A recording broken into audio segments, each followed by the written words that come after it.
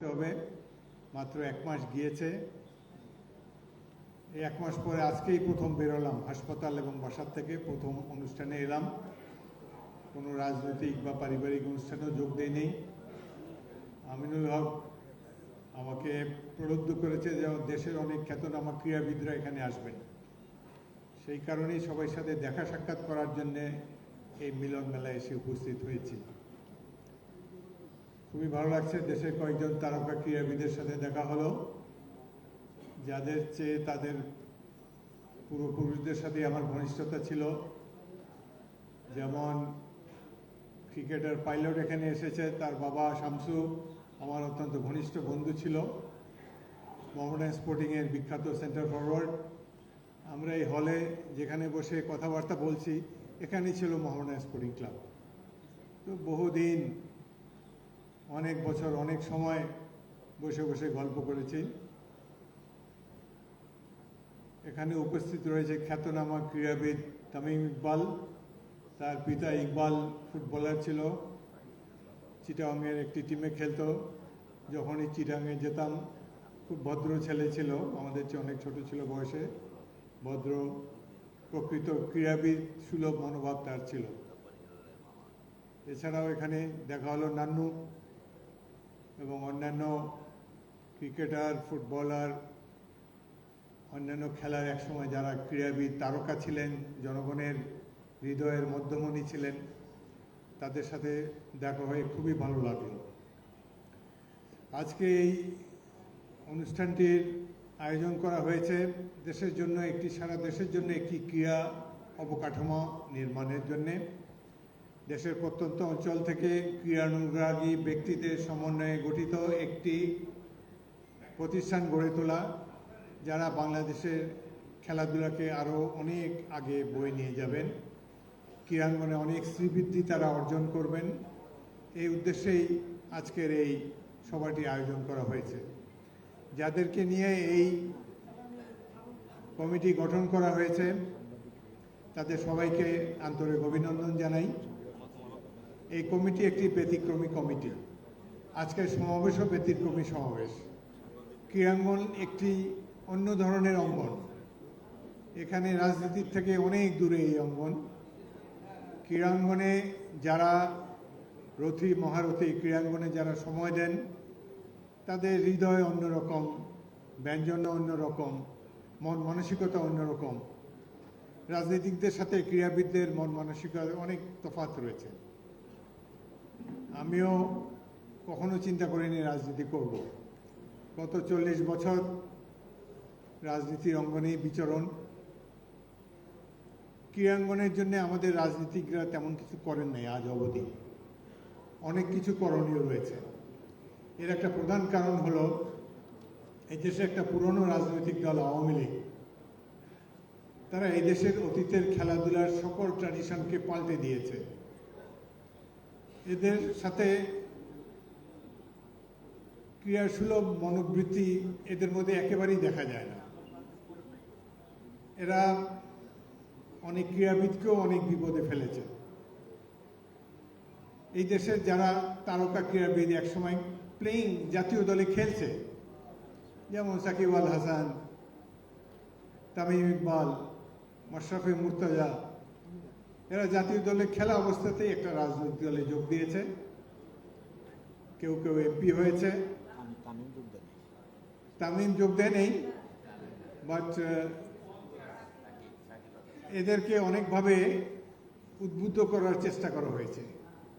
সাকিব আল হাসান আমার বাসায় এসেছিল একদিন। সামরিক বাহিনীর এক কর্মকর্তা, আমার পরিচিত, আমার বাসায় নিয়ে এসেছিল। তার সাথে আমার পরিচয় ছিল না, এমনি খেলা দেখেছি টেলিভিশনে। বললো যে আপনার সাথে একটু দেখা করবে, আপনার অ্যাডভাইস নিতে চায়, আপনি অনেকদিন পলিটিক্সে আছেন। বলে আমি তো বিরোধী দল করি, সে তো নিশ্চয়ই বিরোধী দলে যোগদানের জন্য আসবে না। বলে না, আসবে। ঠিক আছে, আমার বাসায় আসলো। তাকে অনেক কথাবার্তা বললাম। এক ফাঁকে তাকে একটা উপদেশ দিয়েছি, যেটি সে গ্রহণ না করে বিপদে পড়েছে। তাকে আমি বলেছি, যা করো না করো, আওয়ামী লীগ কোনদিন করবো না। তো সে এটা শুনে একটু বিমর্ষ হলো। তার ধারণা আওয়ামী লীগে গেলে মন্ত্রী হবে, এটা হবে, ওইটা হবে, এমপি তো হবেই।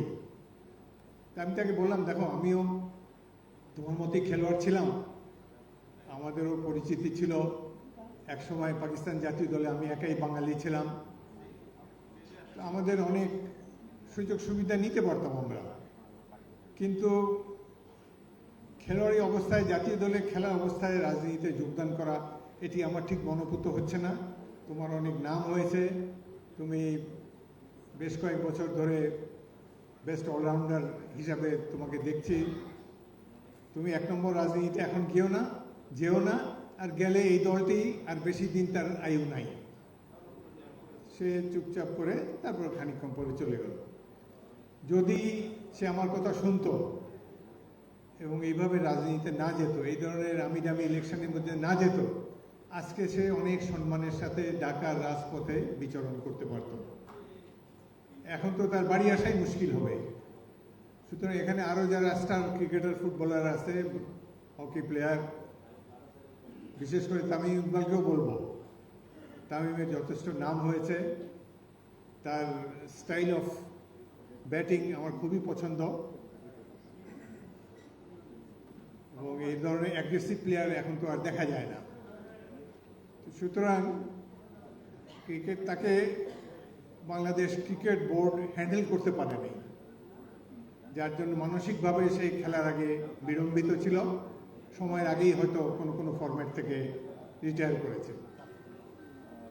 আওয়ামী লীগ আসলে এসব ক্রীড়া ফেডারেশনগুলোতে অনেক এক্সট্রা কাভার ঢুকে করে। এক্সট্রা কাভার কি? এটাকে জোক হিসাবেও নিতে পারেন। ক্রিকেট খেলার সময় অনেক মহিলারাও খেলা দেখতে আসে, উল বুনে আর খেলা দেখে। এক মহিলা আরেক মহিলাকে বলছে, আপা এই যে কমেন্টাররা বারবার বলছে এক্সট্রা কাভার, এই এক্সট্রা কাভার জিনিসটা কি? তো যাকে জিজ্ঞাসা করেছে সেই মহিলা বলে, এই যে ক্রিকেটার ফজল মাহমুদ বল করতে আসলো, বল করার আগে গা থেকে এই যে সোয়েটারটা খুলে আম্পায়ারের হাতে দিল, এটাই হলো এক্সট্রা কাভার। তো আওয়ামী লীগের ক্রিকেট বোর্ডেও এরকম অনেক এক্সট্রা কাভার আছে, যারা জানে না how to handle A cricketer, how to handle A sportsman, যাদের অনেক ফলোয়িং আছে, যারা অল্প বয়সে অর্থ সাথে সাথে খ্যাতি অর্জন করার ফলে কিছুটা ইমব্যালেন্স হয়ে যেতে পারে যদি প্রপার গাইডেন্স তাদের না থাকে।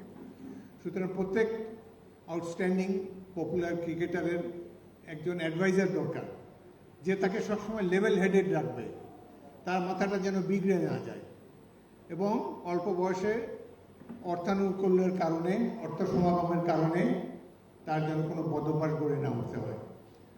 এখন আমাদের সময় আমরা যখন খেলতাম, আমাদের সিনিয়র খেলোয়াড়রা অনেক অ্যাডভাইস আমাদেরকে করেছেন, এবং আমরাও তাদেরকে ফলো করতাম, ওইভাবেই চলার চেষ্টা করেছি। সুতরাং খুব একটা ব্যতিক্রম হয়নি অনেকের মধ্যে। এখন খেলাধুলায় অনেক টাকা এসেছে, অনেক প্রভাব প্রতিপত্তি, তো সুতরাং যারা খেলোয়াড় তাদেরকে খেলার সুলভ মনোভাব সবসময় ধারণ করে থাকতে হবে। অল্প বয়সের কারণে বিচ্যুতি হওয়ার অনেক সুযোগ থাকে, সে সময় একমাত্র সিনিয়র ব্রাদার অ্যাডভাইজাররা, সিনিয়র খেলোয়াড়রাই জুনিয়র খেলোয়াড়দেরকে সঠিক পরামর্শ দিয়ে লাইনে রাখতে পারে।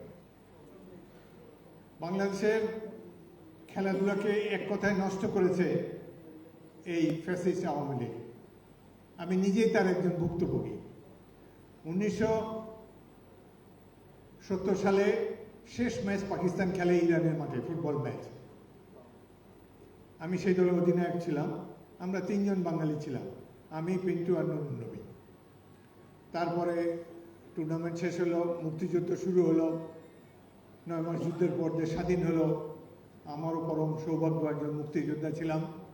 আবার দেশ স্বাধীন হওয়ার পর আবার আমার পুরনো দল মোহামেডান স্পোর্টিংয়ের হয়ে খেলা শুরু করলাম। ঢাকা লিগ খেলা শুরু হলো, প্রথম 2টা ম্যাচে আমি 7 গোল দিলাম। তারপর জাতীয় দল সিলেক্ট হলো, আমি নাই। পাকিস্তানের অধিনায়ক ছিলাম, বাঙালির ধারে কাছে মাত্র 3 জন ছিলাম, আর 2 ম্যাচে 7 গোল দেওয়ার পর আমাকে জাতীয় দলে ডাকা হয় নাই। কেন ডাকা হয় নাই? আমার পিতা একজন চিকিৎসক ছিলেন, পাকিস্তান জাতীয় পরিষদের সদস্য ছিলেন, তিনি জাসদের সহসভাপতি ছিলেন। এই অপরাধে তাকে তো আর পায় নাই, পুত্র হিসাবে আমাকে এইভাবে তারা জাতীয় দল থেকে বের করে দিল। এবং কি বলবো, আমি সেনাবাহিনীর ক্যাপ্টেন, একটা স্টেটমেন্টও দিতে পারি না, ঠিক আছে, না হলে নাই, অনেক ভালো ভালো দলে খেলেছি স্বাধীন দেশে, যে দেশের জন্য যুদ্ধ করলাম, যুদ্ধে আহত হয়েছি, সেই জাতীয় দল যদি আমাকে স্মরণ না করে, ঠিক আছে, সরি। এই হলো আওয়ামী লীগের নেচার। একবার কি হলো, আপনাদের সময় আছে, ধৈর্য আছে শোনা? একবার ঢাকায় একটা ক্রিকেট ওয়ার্ল্ড কাপ বা এই ধরনের একটা রিজিওনাল খেলার গ্রুপিং ম্যাচ হবে। সেই সময় বিএনপি আন্দোলনে হরতাল দিচ্ছে এবং সরকারের বিরুদ্ধে আন্দোলন গড়ে তুলছে। এই সময় এই ঢাকা স্টেডিয়ামে ভেন্যু হলো সেই আন্তর্জাতিক ক্রিকেট ম্যাচের। তো সরকার একটু বেকায়দায় পড়লো, আমরা যদি হরতাল ডাকি তাহলে তো এই খেলা তারা চালু করতে পারবে না। তখন আওয়ামী লীগের তরফ থেকে আমাদের নেত্রী বেগম জিয়ার কাছে অ্যাপ্রোচ করা হলো কোনো রকম এই খেলাটাকে চলতে দেওয়া যায় কিনা। বেগম জিয়া আমাকে এবং সাদেক হোসেন খোকাকে ডাকলেন, আমরা দুজন গেলাম। তো উনি বললেন যে আওয়ামী লীগের কাছ থেকে তাদের প্রধানমন্ত্রীর তরফ থেকে আমার অনুরোধ করা হয়েছে এই খেলাটি যখন চলবে আমরা যেন কোনো আন্দোলনের কর্মসূচি না দেই, কি বলেন, আমাকে বলল। আমি বললাম যে ম্যাডাম, আমি তো একজন সাবেক খেলোয়াড়, আমি মনে করি খেলাধুলাকে ডিস্টার্ব করা উচিত না। দেশের জনগণও খেলাধুলা দেখতে চায় এবং বাংলাদেশের ভাবমূর্তি যাতে ক্ষুণ্ণ না হয়, আমরা যদি অ্যালাউ করি যে খেলাটা হয়ে যাক, তাহলে আমাদের মর্যাদা আরও বৃদ্ধি পাবে। বেগম জিয়া বললেন ঠিক আছে, আপনি যান, সন্ধ্যার সময় ক্রীড়ামন্ত্রী স্টেডিয়ামে মিটিং ডেকেছেন, সেখানে আপনি আর সাদেক হোসেন খোকা যান, গিয়ে আমাদের মনোভাবের কথা বলে আসেন। বিকালবেলায় সন্ধ্যার দিকে রওনা দিলাম। পথের মধ্যে সাদেক হোসেন খোকা বলে, আমি এদের সাথে দেখাই করতে যাব না, আপনি যান, আপনি একাই যান। বললাম আচ্ছা ঠিক আছে। তো এখানে স্টেডিয়ামে আসলাম। ক্রিকেট বোর্ডের একটা অফিস ছিল এখানে, ক্রীড়ামন্ত্রী ছিল ওবায়দুল কাদের আর স্বরাষ্ট্রমন্ত্রী মোহাম্মদ নাসিম, তারা দুজন বসে আছে। আমি যাওয়ার পরে মহা খাতির কুরবানি থেকে খাবার টাবার এনে ভালো ভালো খাবার খাওয়াচ্ছে, অনেক গুণগান করছে, হাফিজ ভাই আপনার খেলা দেখেছি, আপনি তো দুর্দান্ত প্লেয়ার ছিলেন, ডাবল হ্যাট্রিক করেছেন। আমি আর বলি নাই যে ডাবল হ্যাট্রিক করার পরেও তো জাতীয় দলে ডাকো নাই। তো যাই হোক, তারা বলে যে হাফিজ ভাই এখানে একটা বাংলাদেশ সবে ক্রিকেট খেলছে, এই সময় যদি খেলাধুলায় আমরা বাধা দেই তাহলে বাংলাদেশে একটা বদনাম হয়ে যাবে। তো আমরা চাই যে আপনারা এই খেলার যে কদিন চলবে এই কদিন আপনারা কোনো কর্মসূচি দিবেন না। আমি বললাম যে ঠিক আছে, আমাদের নেত্রীর সাথে আমি কথা বলে এসেছি, তিনি অত্যন্ত ক্রীড়া মনস্ক, আমি নিজেও সাবেক খেলোয়াড়, বিএনপিতে অনেক সাবেক খেলোয়াড় আছে। তো ঠিক আছে, আমরা খেলাধুলায় কোনো বাধা দেব না, আপনারা খেলাটা ঠিকভাবে আপনারা আয়োজন করেন। তাদের মধ্যে থেকে একজন, সম্ভবত মোহাম্মদ নাসিম, বলল হাফিজ ভাই একটা জিনিস আমরা চিন্তা করে দেখলাম, খেলাটা সেমিফাইনালও হবে, ফাইনালও হবে। আমরা চাই সেমিফাইনালে বেগম খালেদা জিয়া প্রধান অতিথি থাকবেন আর ফাইনালে প্রাইম মিনিস্টার শেখ হাসিনা প্রধান অতিথি থাকবেন। আমি বললাম ঠিক আছে, আপনারা যদি চান আমাদের আপত্তি নাই। এইভাবে তাদেরকে আশ্বস্ত করে দিলাম যে খেলার সময় আমরা কোনো কর্মসূচি দেব না। এবং শেষ হওয়ার পরে সাংবাদিকরা ঘিরে ধরল, তাদেরকে বললাম যে না, আমরা খেলাধুলাকে ভালোবাসি, এর সাথে দেশের মান-ইজ্জত জড়িত, আমরা খেলার সময় কোনো ধরনের কর্মসূচি দেব না। Awami League fail greatly relieved, তারা খুব রিলিফড, খুশি, এই সেই। তারপরে খেলা হলো, কোথায় প্রধান অতিথি, কোথায় বিশেষ অতিথি, কোনো একটা কার্ডও পাঠায় নেই, খবরও দেয় নেই, কিছুই না, চলে গেল।